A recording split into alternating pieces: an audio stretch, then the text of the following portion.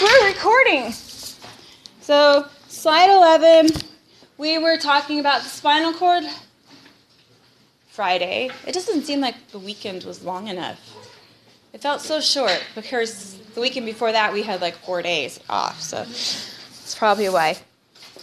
Okay, so just as a recap, we talked about before the different tracks of white matter in the spinal cord. Anterior, posterior, and lateral, or I think we may have used the terms ventral and dorsal and lateral. And then we also had horns of the gray matter. And the gray matter, note, is in the center of the spinal cord. It's kind of the butterfly shape. And there are, horns to our gray matter as well. And one of the neat facts is that this lateral horn here in the gray matter, you're not going to find that lateral horn, for example, in the lumbar region.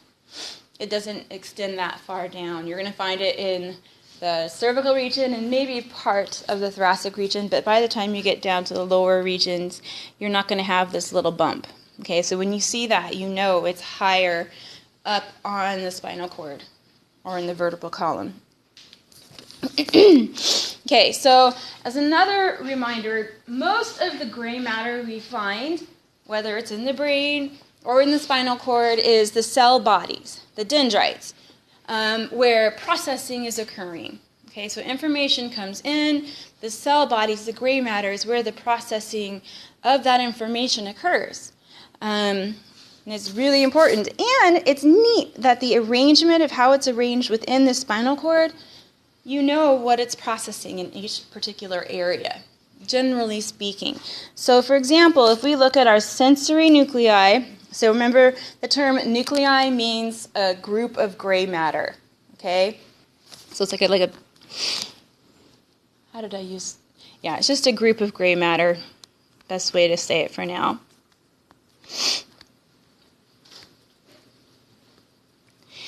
Okay, so for sensory nuclei, information, so our sensory receptors, remember they're getting information from either our internal or external environment, and it's brought towards the central nervous system for processing. Okay, so the information from a sensory nuclei is going to come into the spinal root, the spinal nerve, and then move to the dorsal or posterior spinal root, okay? So all incoming information goes through the dorsal root. You can see it over here, really nicely put, okay? And it says it connects to, it's hot in here, peripheral receptors. And so the peripheral receptors, good examples, thermoreceptors, something in the periphery, pain, pressure, light pressure, heavy pressure. Those are those receptors that are being traveled up into the spinal cord and enter in through the posterior horn of the gray matter. Okay, motor nuclei.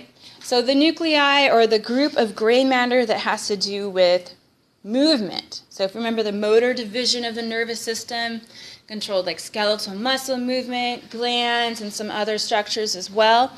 So the information leaving the spinal cord from the motor nuclei, so the group of gray matter that controls the motor nuclei, or that controls the reaction to a sensory input, okay? You're going to find those anteriorly. So motor nuclei is going to be here. And then information, or here as well, information that's leaving the motor nuclei and going out to the periphery always leaves via the ventral or anterior horn. So information going in goes through the dorsal or posterior root. Information going out goes out through the ventral root. Yes, they combine here to make one single spinal nerve that branches out. But within that spinal nerve, you have basically two, it's like a freeway. There's information going one direction, information going the other. So they're just passing by each other. Okay? All right, so talking a little bit about the white matter And so we've already looked at the picture and identified the different regions of the white matter. So some of this is just descriptive. The same thing you would see if you looked at the picture, so I'm not sure how much of this I have to actually talk about. So posterior white columns, anterior white columns. Okay, one interesting thing that you won't see, I mean you'll see it in a picture, but it won't explain what's going on, is the anterior white commissure. So we're going to have to make sure we pay attention to this in the next picture. So the anterior white commissure is this little kind of bridge that connects the two areas of white matter, and so we call that the anterior white commissure. So he says where axons cross over to the other side. It's kind of like, remember in the brain we had the corpus callosum that connected the right hemisphere to the left hemisphere? It's kind of like a miniature version of that in the spinal cord. Okay, so axons cross from one side of the spinal cord to another. Okay, tracts or fasciculi, we've already kind of talked about that. So all of this we've talked about except for the anterior white commissure. So hopefully we have a picture. Yes, we do. Okay, so here is the anterior white commissure. So it's only on the, as the name implies, the anterior or ventral side of the spinal cord, where we have this really deep sulcus or fissure. So when it's really deep and wide, we call it a fissure instead of a sulcus. So remember here in the back, this is the sulcus because there's no gap in between. Okay, so this is a nice picture because it does show you, remember, inputted information coming in comes through the dorsal root. Information going out goes out through the ventral root. So if information is coming in, there's different little regions within the gray matter that control or process different types of information, which I think is really kind of cool. So the very first portion here is somatic. So do you remember what somatic means? Or soma? Oh, body. And so sometimes we also use that to refer to muscles. So we can talk about somatic cells, those are body cells. Oopsies. Sometimes when we use the word somatic, it's also referring to the muscles. Okay, so something to do with the body. So somatic, muscular, peripheral mostly. And then notice we have a region here for visceral, so internal organs. Okay, and we do have sensory receptors, remember, inside that sense how everything's going. So if you have an upset stomach, you have some sensory receptors that are telling you something's not cool down there. If something hurts, or you're cramping, you feel the pain. And that information is going to be sensed here in the visceral sensory nuclei of the spinal cord. Then over here, so for output information, we have a little region that's responsible for responding to that visceral information. What is the appropriate reaction? That information will be processed and kind of decided in this visceral region in the anterior, so this is anterior gray horn. And then most of the anterior gray horn, notice this big pink section, is somatic. So the majority of the anterior horn is responsible for sending information back out that controls body movement, muscles, glands, all that fun stuff. So everything essentially but visceral.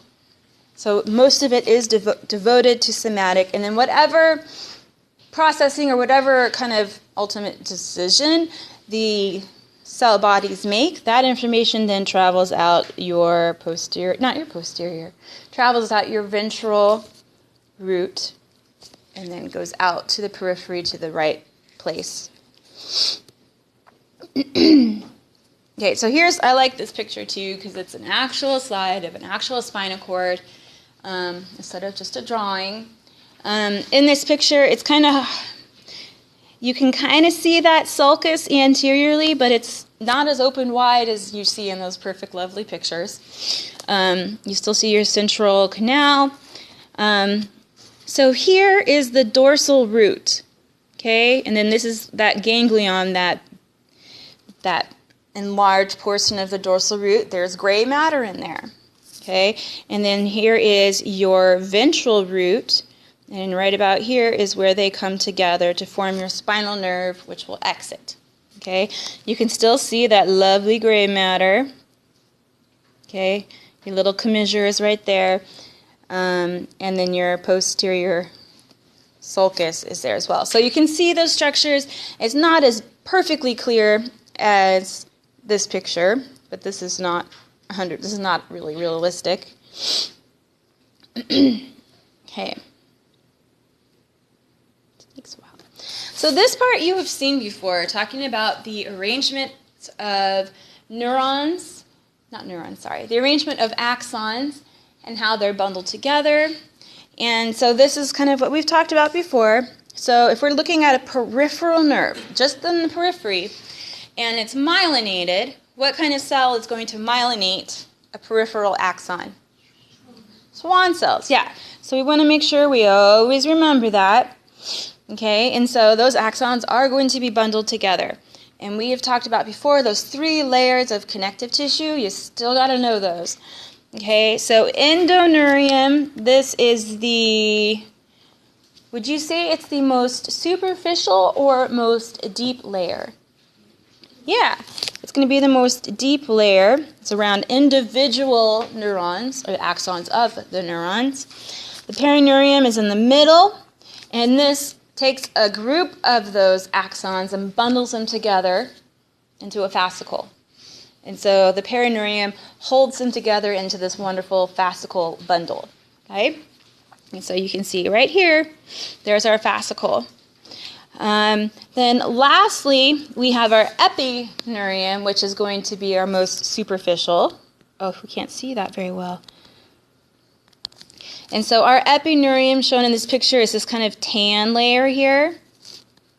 So this is our epineurium that takes all those fascicles that have been bundled together by our perineurium and blood vessels, and even, look at that, even little bits of fat, holds them all, bundles it all together to form a complete peripheral nerve. Okay? So when you see a nerve, typically it's not just a single nerve, it's a bundle of nerves. So this is kind of just a review of the bundling, how it's bundled, the names. You will need to know this, even though we've covered it in class before, we've covered it in lab before, you will need to know it again. And just as a reminder that Schwann cells are from the periphery, they myelinate axons in the periphery. What type of cells myelinate axons in the central nervous system? Oh, look at dendrocytes. Good. Just a recap. Okay. So again, some of this is review, some of it is new. 31 pairs of spinal nerves. That means if you're looking at the model, you have a spinal nerve coming out on either side laterally. And so that's a pair. Okay? So we looked at the spinal column on Friday, I believe, to determine where that first spinal nerve comes out from, and it comes out between the occipital bone, or the occipital condyle, and the first cervical vertebra we call our atlas, right? Right? Is it atlas or is it axis? Which is number 1? Atlas. Good. It's right there, guys. Shout it out. It's all right. Okay, so that first pair exits between the skull and our first cervical vertebra, and then after that they exit between those intravertebral foramen that come together when the vertebrae are articulating properly. Last 4 pairs of spinal nerves are going to exit through those sacral foramen, or foramina is multiple holes.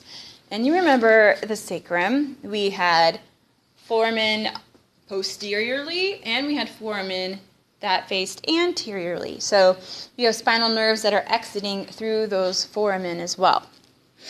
Okay, so this information here is really important. Let me see, can I make it stand out better? Let's see. Yellow. There we go. So this is some simple information, but you're going to need to know how many spinal nerves you have in the cervical region. 8, because the first one comes up, it's between the occipital bone and the first cervical vertebra. So you actually end up with 8 cervical vertebrae, 8 cervical spinal nerves, 12 thoracic spinal nerves, 5 sacral, and 1 coccygeal. And this picture should be in your textbook, and it's good. It has a lot of good information in it. And so, let's see. We've already covered the basic anatomy of the spinal cord. So, the most important thing from this slide is to remember where the first pair exit. So, up here. And then how many spinal nerves do you have in each region? That's a simple question that I will ask you on an upcoming quiz or an exam. Okay, so branches of spinal nerves. So this is a little more interesting. You have two basic branches off of the spinal nerve after it is exited out of the spinal column outside of the vertebra. That spinal nerve branches. One goes dorsal and one branches anteriorly. Okay, so the dorsal ramus, which is going posterior, notice, so it's innervating deep muscles of the trunk. So this is for like the muscles in our thoracic region. And so what else did it say? Movements of the vertebral column, all those little tiny muscles that help control your posture and movement, all the muscles in your thoracic kind of trunk-like region controls those deep muscles. And there are some very deep muscles. Okay, so in this picture, let's see if I can make it stand out, because this is a tiny picture, I know. This here, this part that branches back, that's your dorsal ramus. Okay, so it's branching behind. Then you have the ventral ramus, which is much larger. Okay, and it's larger in some areas. Maybe more correct about that. And so what the ventral ramus, the branch that branches towards the anterior portion of the body, kind of depends on where you are in the spinal cord. So, for example, if you were in the thoracic region, which is the most common kind of area we talk about, the ventral ramus, is that it is this lovely, oh, I forgot to change color. I like that. It's this whole branch coming to the front. Why is it? I did something wrong. Why won't it?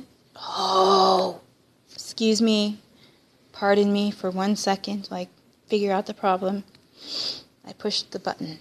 Okay, so here we go. That's so pretty. Okay, so in the thoracic region especially, so this kind of mimics or goes along the inside edge of your ribs.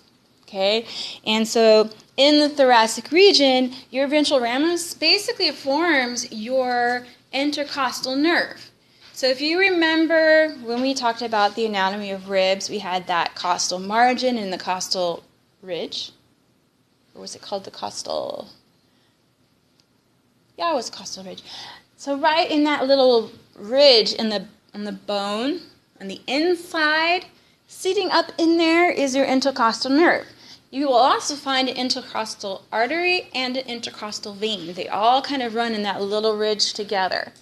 So the nerve that you'll see in that region is essentially the ventral ramus in the thoracic region. And also notice the skin over the thorax, so over the thoracic region, and we'll talk more about the spinal nerves and what parts of the skin that they innervate. There's some neat stuff coming up about that. Okay, so the remaining spinal nerves of the ventral rami that are not part of the rib cage are going to form 5 plexi. So remember, we talked about a plexus before as a network of branching and interconnecting and branching nerves. So we're going to talk about that. Okay, excuse me, I'm so sorry. Okay, branches of spinal nerves. So here we're talking about the plexi. So plexi is plural. And so plexi. Yellow just makes me want to put a smiley face. Okay, so Remember, the plexi or aplexus is made only from the ventral ramus. The dorsal has nothing to do with it, okay? The dorsal always goes back dorsally. So we're talking about these plexi throughout the spinal cord region is only formed from the ventral rami. Notice how every single one of them specifies they're part of the ventral ramus. You'll definitely need to know that and remember that fact. The posterior ramus or posterior rami always go back, okay? Take care of the structures and nerves or muscles, glands, skin in the posterior region in which that nerve is found. The ventral ones in certain regions will form plexi. Okay, so how many plexi do we have? We have 5. And so you will need to know which vertebra you'll find the cervical plexus, the thoracic plexus, not the thoracic, just kidding, brachial plexus, lumbar plexus, and the sacral plexus and coccygeal plexus. Sometimes these two are combined to call it the sacral-coccygeal plexus, or sometimes they combine these two and say lumbar sacral. So it's kind of confusing, but we'll stick with knowing these specific 5 plexi. Sorry, having a hard time talking today. Okay, so you must know these guys. And then one last little interesting thing from this slide is talking about communicating rami. Or remember, rami is plural, so a ramus is just one. So a communicating rami, or ramus, I don't like saying the plural, is these branches that are going perpendicular or superior inferiorly.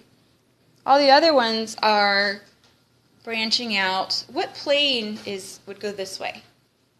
Like across, like transverse plane. So all the other ones are kind of running in the transverse plane because they're coming out from your spinal cord that way. But then we have these communicating rami that branch off of a portion of, let's see, this is our ventral, what do we call this? This is our ventral ramus, okay? So they branch off of that and then travel inferior or superiorly. And notice here, it's kind of enlarged. Ooh, go away. How does it go away? So these enlarged regions that are part of this communicating rami has ganglia. Do you remember what a ganglia is? It's like a group of gray matter outside of the central nervous system. And so there's only 2 places, really, you're going to find that. And one of them is going to be in the communicating rami. You're going to have these ganglia, so bits of gray matter where processing occurs in the periphery. The other place is that dorsal root ganglion. That is technically in the periphery. So 2 places you find ganglia, or like groups of gray matter, gray cells for processing. Okay, now this picture is a lot more interesting, and we'll probably end on this one today. This is slide 19 for you guys if you're keeping track. Now, just as a quick recap here, so dorsal root ganglion, so information always is going to come in to the dorsal root through that region. Information leaving is always going to be leaving through your ventral root. Now, this is kind of a busy picture, and so first of all, let's look at the key. So pink, somatic motor commands. You're not leaving until my clock says 10:50. Okay? It should be pretty correct. If not, blame Apple. Okay, about 2 minutes.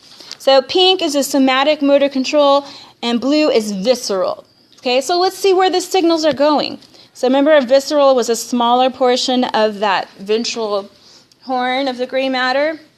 So if we follow the blue nerve that's taking ventral information, blue nerve, so visceral information is going to branch and go anteriorly. So the information for visceral stuff is going to branch to the ventral root, okay, the ventral root of the spinal nerve. And let's see here, so branches, and then remember the sympathetic chain that's going up and down. So we can't really say it's sagittal or not. It's just superior, inferiorly. Okay, so then this is a place where we have gray matter. So information for visceral type functions, it's going to travel, it's going to pass through that sympathetic ganglion. And look, so when they have this little sign here that looks like this, it's representing a synapse. Okay, so you can have one of two things happening. You can have a synapse with this black nerve, we'll talk about in a second, or it can just continue on to where it's supposed to go. So if it does, if it does have a synapse here, notice, so the black arrow, all right, it is 10:50. I'm going to say that you guys need to study this well on your own. I'm not going to come back to this exact picture.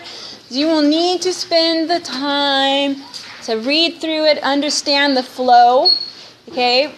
That is important for you to do. And I will make sure to upload this for you ASAP. Have a great day. Remember, there is lab tomorrow, and it starts at normal time. Normal time being 7:30. Sorry, folks. How do I turn this off? What was the coloring due today? And the coloring due today was, let's see, 77 through, I want to say 79. Yeah, 77 through 79. Can I turn it next period too? As long as it's today. Can I come and turn in my coloring later? Yeah. And if no one's there, just put it under the door. Okay, so I have a question. Like, Sure. Man. It was slides 38 to the end, right? Yes. There were like some questions on there that like I think were before. Which ones? Do you remember? Do you have like the... Yeah, I have them. I tried to go through and make sure I took out Okay, the obvious ones. I guess this was like in the coloring, but it like wasn't... That one wasn't it. And then this one, it didn't talk about the functions, like that was at the beginning. But I didn't know if like you just expect us to know that because it was like in the past, but like there wasn't a slide. Like, This we did talk about in class, Okay. but it wasn't in the slide. okay. This, I understand it was not specifically in the slide. Yeah, So I see what you. Yeah, that's a see. kind of tricky one. I don't know. There wasn't like a lot. But No, I tried to make sure it was. this one, but I know you talked about that in class. Yeah, that was a tough one. I got that one. I was just like, We'll see how people do. And this is a really tough topic, so don't be hard on yourself.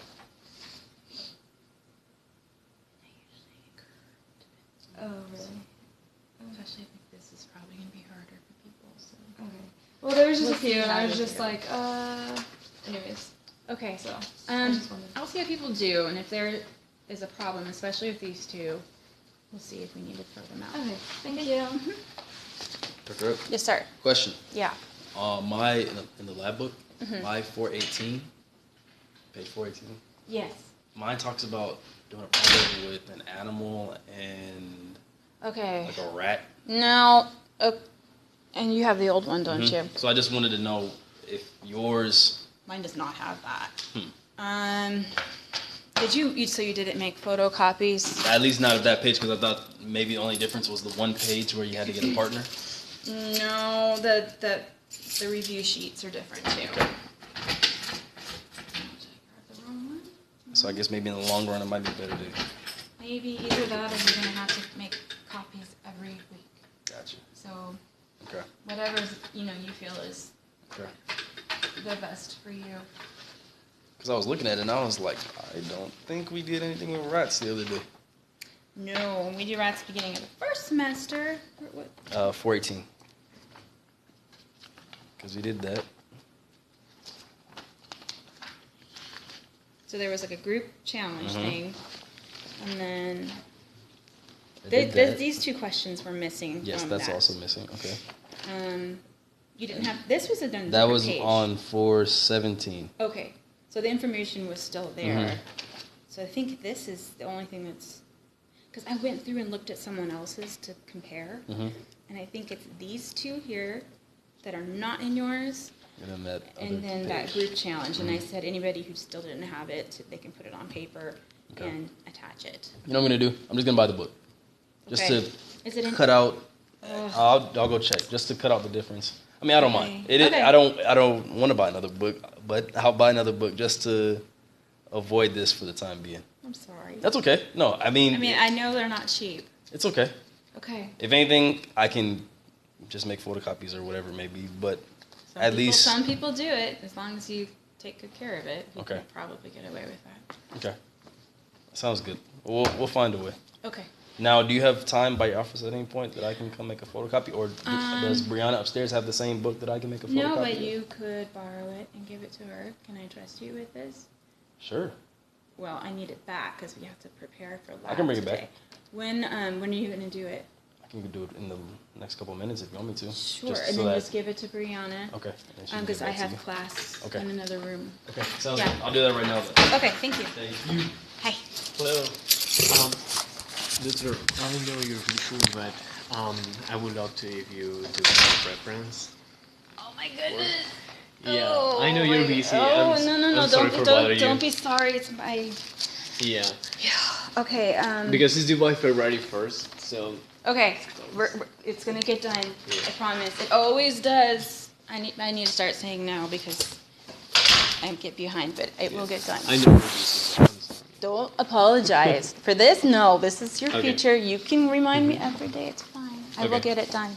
Okay, I'm thank you. sorry it's taking so long. I resend it to you. You did? Yeah. Okay. Okay. Perfect. Thank you.